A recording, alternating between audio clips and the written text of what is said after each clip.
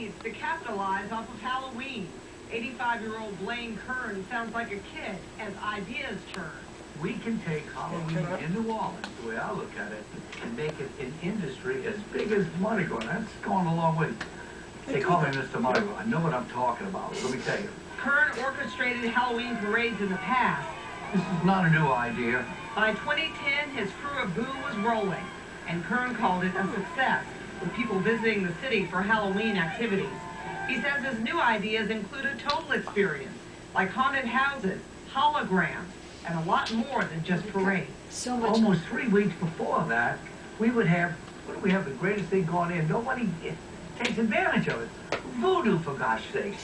Why would we have voodoo celebration for adults Voodoo Fest is going on. every night, in other words, for 3 weeks, going up into Halloween, and then, but the haunted house itself would be a thing where you could bring, like I did in Algiers, bring the family to. It's estimated some years up to 250,000 people have visited Marie Laveau's grave, and author Anne Rice's New Orleans roots still draws fans of her vampire stories. That was the only line she That's had. the only line she had. She flubbed it. 3 times. The producer of the Twilight What a movie, loser. based on We just vampires, made her nervous. hoping to get a big star. I was for hoping one of that you his guys would be future seeing the parades. shot. She said get him in the shot, but I don't know if he really did. This is producer Wick Godfrey, and what he told Kern blew him away. Blaine. Until the time I was 11 or 12 years old, you were my hero. I'm a New Orleans boy. It's sort of a small world. Everybody knows everybody else.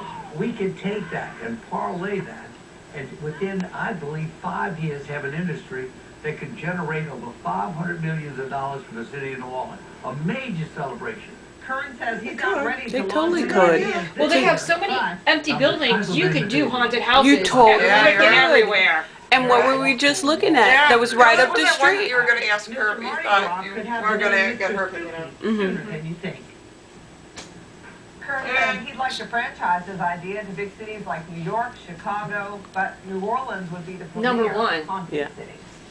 St. Augustine might be number 2. Right. That's Mhm. cool. Hey, at least I know He says what holograms she was could doing walk down there. the street, and look real. And he says he knows people can do it. His mind never stops.